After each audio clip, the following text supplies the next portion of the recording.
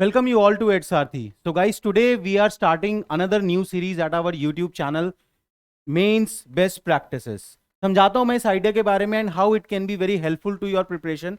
देखिए, mains examination में एक अच्छे आंसर के क्या पैरामीटर्स हैं, ये जितना भी हमने अभी तक हम सजेस्ट करते हैं कि स्ट्रक्चर ऐसा होना चाहिए, इंट्रोडक्शन ऐसे लिखो, क्वेश्चन को ब्रेक करो, इस डायमेंशन को एड्रेस करो, ये सब on the basis of experience ही है ना. यूपीएससी ने अपनी साइड से कोई ऐसे गाइडलाइन नहीं दिए हैं कि ये डायमेंशन लिखना है, ये डायमेंशन नहीं लिखना है ना. और कोई भी इवेल्युएटेड कॉपी आज तक यूपीएससी ने पब्लिक भी नहीं की है.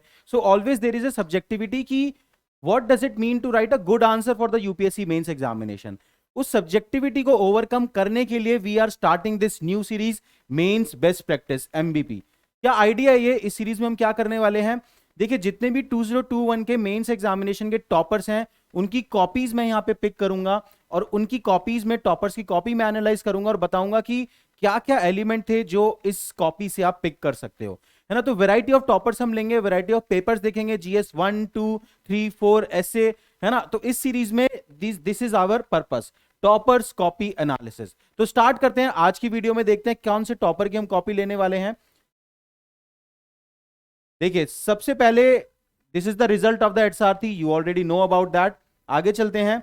तो आज के जो हम टॉपर्स एनालिसिस कॉपी हम करने वाले हैं उसमें हम पिक करने वाले हैं कॉपी ईशिता राठी की, है ना. She has secured rank 8 in UPSC 2021 examination, you already know that. And GS two की कॉपी हम पिक करेंगे. जीएस2 में she has secured 128 marks, a pretty good score for the GS two perspective, very very good score I would say. तो क्या क्या इनकी copies में क्या इंपॉर्टेंट एलिमेंट है, आगे वीडियो में हम फर्दर वो एनालाइज करते हैं.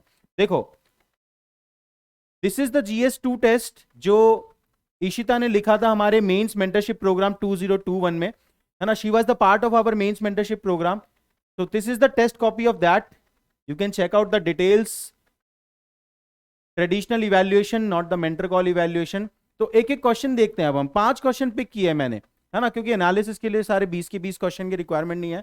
तो पहले 5 क्वेश्चन, पहले 5, 3 10 मार्कर और 2 15 मार्कर. देखो, सबसे पहला क्वेश्चन देखते हैं. The emphasis on cooperative federalism has taken a new importance in recent times, however it has been inherent in the design of constitution examine.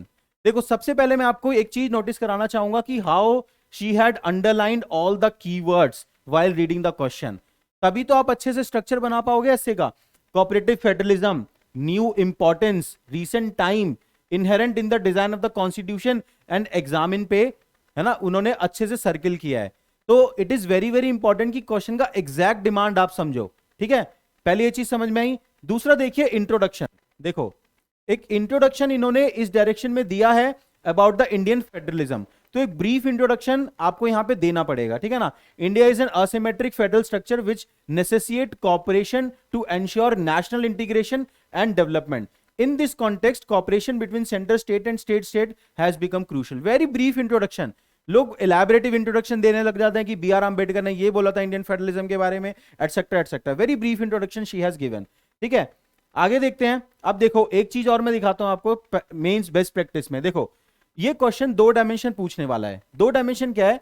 पहला क्या है कि इंपॉर्टेंस इन रीसेंट टाइम, जो अंडरलाइन भी किया था ना इशिता ने कि इंपॉर्टेंस रीसेंट टाइम में इंक्रीज हुआ है. और दूसरा यहां पे क्या डायमेंशन है कि it is inherent in the design of constitution. 2 बातें मेन पूछ रहा है ये. अब इन्हीं 2 बातों को पिक करके इन्होंने अपने आंसर का स्ट्रक्चर बनाया. देखो, दिखाता हूं. पहला डायमेंशन देखो, ये लिखा इंपॉर्टेंस इन रीसेंट टाइम, है ना, उसके अंदर पॉइंट्स लिखे. और दूसरा डायमेंशन देखो, ये लिखा this was realised by constitution maker, thus made provision in the constitution. तो this is the mains best practice MBP की. आपने जो क्वेश्चन के अंदर डायमेंशन पूछे गए हैं उसी को ब्रेक करके अपने स्ट्रक्चर में दिखाओ, ताकि एग्जामिनर को कंफ्यूजन ना हो कि आपने ये बात कहां लिखी है और कहां नहीं लिखी है.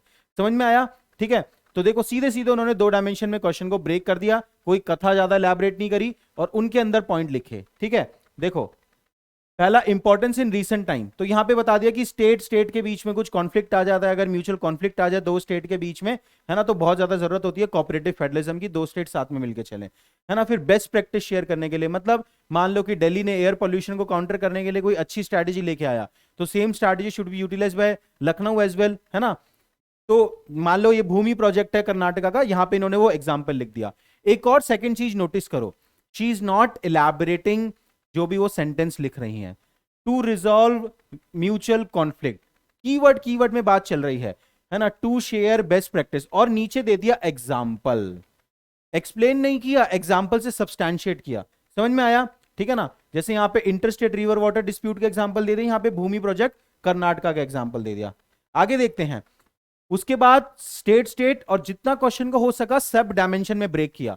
ये भी मैं आपको बोलता रहता हूं कि सब डायमेंशन में ब्रेक करो ताकि एग्जामिनर आपका आंसर बहुत ही कंफर्टेबली रीड कर पाए। तो बिटवीन सेंटर एंड स्टेट है ना, उसको ब्रेक किया। बिटवीन सेंटर एंड स्टेट में क्या है कि more buoyancy sources are revenue के सेंटर के पास, it needs to be shared. Share तो करने पड़ेंगे सेंटर को स्टेट के साथ रिसोर्सेज, तभी तो गाड़ी आगे बढ़ेगी स्टेट की भी। ठीक है, ऑल राइट। तो इस तरीके से जितने भी पॉइंट है वो लिख दिए। और फिर उसके बाद सेकंड डायमेंशन उठाई। देखो सेकंड डायमेंशन उठाई कि कॉन्स्टिट्यूशन में ही क्या प्रोविजन मेक किए गए हैं, अब उसके पॉइंट लिख दिए। तो try to write in point as far as possible, until unless paragraph की मस्ट रिक्वायरमेंट आ जाए तभी लिखो, वरना पॉइंट में ब्रेक करो कि इंटरस्टेट काउंसिल दी हुई है कॉन्स्टिट्यूशन में, ऑल इंडिया सर्विसेज दी हुई है ना, डेलीगेशन ऑफ पावर है, जोनल काउंसिल है, all these are there for the cooperative federalism जो कॉन्स्टिट्यूशन में दिया गया है। फिर ये बहुत ही अच्छा इनोवेशन किया कि कुछ नए इंस्टीट्यूशन भी आए हैं। ये जो होल कोऑपरेटिव फेडरलिज्म की डिबेट थी, ये आई तब थी जब नीति आयोग एस्टैब्लिश किया और जीएसटी काउंसिल एस्टैब्लिश की। तो she has mention that thing in the conclusion part. ठीक है ना। तो brilliant answer in my opinion. ठीक है, आराम से 5 नंबर मिलेंगे इस टाइप के आंसर में, 6 भी मिल सकते हैं। ठीक है, और उसके बाद लास्ट में ये भी बोल दिया कि ये सारा गेम है एक भारत श्रेष्ठ भारत का। तो देखो कैसे कीवर्ड पे प्ले किया जा रहा है, और अंडरलाइन किया गया है keyword, NITI Aayog, GST council, एक भारत श्रेष्ठ भारत। समझ में आया आपको कि कितना परफेक्ट आंसर लिखा गया है ये? ठीक है, बहुत अच्छा आंसर था। जो कमी आऊंगी वो भी बताऊंगा। टॉपर के भी 250 में से 250 नहीं आया ना, है ना। टॉपर के भी 250 में से 128 ही आए हैं, है ना। तो इनको भी एग्जामिनर ने 122 मार्क्स नहीं दिए हैं, काट लिए हैं। तो जो कमी होगी टॉपर के आंसर में वो भी मैं आपको बताऊंगा। ठीक है ना। ऑल राइट, आगे बढ़ते हैं। चलो नेक्स्ट क्वेश्चन आ गया, एक ये देखते हैं। Pressure group play a constructive and a positive role in deepening our democracy and enhancing our liberties. However, they have been criticized on many ground. Discuss. ठीक है, तो देखो कीवर्ड कैसे अंडरलाइन किए हैं और डायमेंशन बिल्कुल ब्रेक की है कि भाई प्रेशर ग्रुप पहला डायमेंशन है कि कंस्ट्रक्टिव रोल प्ले करता है। पहला डायमेंशन ये हो गया, डायमेंशन बहुत इंपॉर्टेंट है। उसके बाद दूसरा डायमेंशन है क्रिटिसिज्म, कि they have been criticized on many ground, है ना। तो दोनों डायमेंशन को अलग अलग एड्रेस करती हुई दिखेंगी आपको आंसर में। देखो ब्रीफ सा इंट्रोडक्शन, मैं कहता हूं ना इंट्रो को प्रिपेयर करके रखा करो, दिस इज द बेनिफिट। ये इंट्रोडक्शन कहीं भी लिख सकते हो। देखो क्या लिखा है, pressure group refer to a group of people who aim to influence government policy without participating in the election, that is why इनको बोलते हैं अनइलेक्टेड टायरेंट। ठीक है, तो जनरल इंट्रोडक्शन प्रेशर ग्रुप का प्रिपेयर था, वो चिपका दिया, ज्यादा सोचने की जरूरत ही नहीं है। ठीक है, आगे देखो आप। उसके बाद पहला डायमेंशन ओपन अप किया, सीधे सीधे जो क्वेश्चन का स्टेटमेंट है वहीं से वर्ड्स उठाए जा रहे हैं, है ना। कंस्ट्रक्टिव रोल, अब उसके बाद लिख लिया क्या क्या कंस्ट्रक्टिव रोल है, पॉलिसी को इन्फ्लुएंस करते हैं, है ना, होल्ड गवर्नमेंट अकाउंटेबल। अगेन यहां नोटिस करो एक बात, है ना, कि she has not explained herself, elaborate नहीं किया, सेंटेंस को बड़ा नहीं किया है, सेंटेंस को बिल्कुल कीवर्ड में रखा और एग्जाम्पल लिख दिया, इजी, है ना। एग्जाम्पल का इसलिए इंपॉर्टेंट रोल है, ठीक है ना, क्योंकि बात आसानी से समझाई जा सकती है एग्जाम्पल के थ्रू। उसके बाद give a glimpse of how government policy perceive among people, example, फिर एग्जाम्पल। तो देख रहे हो एग्जाम्पल सब्सटैंशिएशन कितना स्ट्रांगली किया हुआ है पेपर में, तभी तो 128 मार्क्स आए हैं। ठीक है, so that is one another very good mains best practice. आगे चलते हैं। ठीक है, नेक्स्ट देखो, फिर डायमेंशन देखो कितनी क्लियर कट नजर आ रही है, चेक करने वाले को क्लियर कट नजर आएगा कि अब यहां पे क्रिटिसिज्म आ रहा है। देन 1 2 3 4 5 क्रिटिसिज्म लिख के बात खत्म कर दी, कीवर्ड्स को अंडरलाइन कर दिया। ठीक है ना, समझ में आ रहा है आपको क्या क्या बेस्ट प्रैक्टिसेस हैं। देन कंक्लूजन में वे फॉरवर्ड लिख दिया, क्योंकि उसने आपसे पॉजिटिव पूछवाया है और नेगेटिव पूछवाया है ना। प्रेशर ग्रुप का पॉजिटिव एंड नेगेटिव दोनों पूछवा लिया, तो कंक्लूजन हैवी क्वेश्चन हो गया ये, है ना। बोलता हूं ना मैं आपको, जहां पे भी क्रिटिकली एनालाइज करना हो वो कंक्लूजन हैवी क्वेश्चंस होते हैं।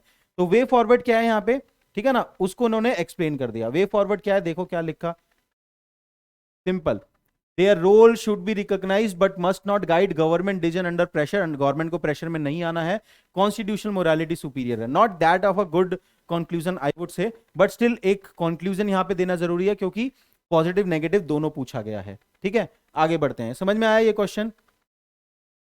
अब ये देखते हैं, एक और 10 मार्कर एनालाइज कर देते हैं। देखो, discuss the significance of the preamble of Indian constitution, can it be amended like any other provision of the constitution. ठीक है, सो दो बातें पूछी गई हैं।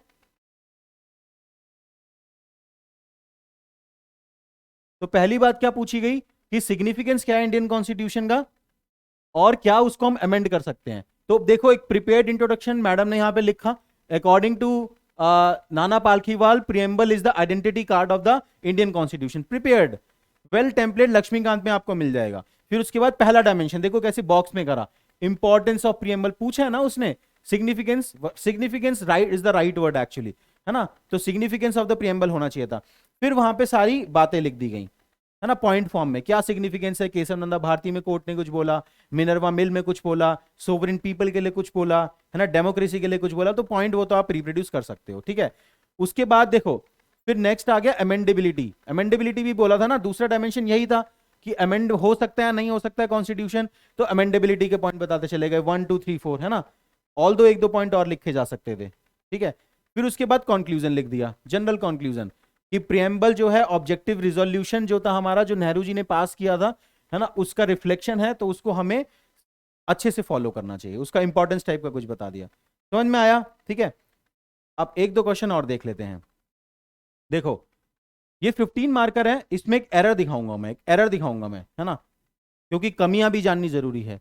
For Panchayati Raj institution to fulfil the objective effective devolution of finances is an important requirement, discuss, क्या discuss करना है, पहली बार डिस्कस दिस, मतलब ये कि devolution of finances important requirement है, while elaborating on the reason behind lack of financial resources। दो बातें पूछ ली 15 मार्कर में, पहले तो बताओ कि क्यों devolution of finances important requirement है, और दूसरा ये बताओ कि क्या रीजन है कि वो फाइनेंशियल रिसोर्सेज नहीं मिले हैं। ठीक है, एक ये कॉमन इंट्रोडक्शन जो पीआरआई का मैं भी देता हूं, constitutional amendment act 73, grass root democracy, keyword drop कर दिए। फिर डिवोल्यूशन ऑफ फाइनेंसेस क्रिटिकल, देखो पहली डायमेंशन सीधा हिट करो, सीधा आंसर पे हिट करा, ठीक है ना।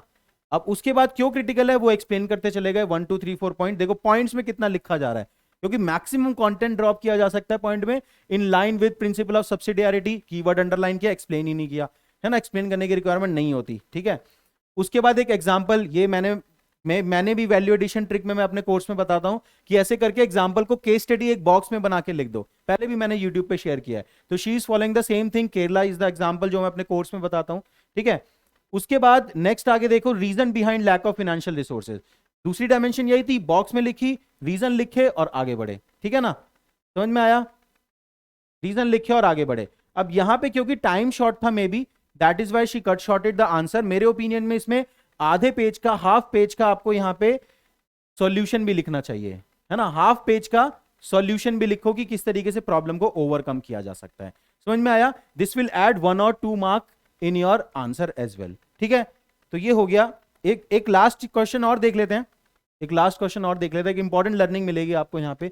देखो क्वेश्चन देखो क्या है, एक ही बात डिस्कस करना चाहता हूं यहाँ पे, the Arctic region is the new global centre for engagement, why does India need an Arctic policy. पहला डायमेंशन ये हो गया, आर्कटिक पॉलिसी हमें क्यों चाहिए। दूसरा, also highlight the salient aspect of the recently release draft of India's Arctic policy road map for sustainable engagement.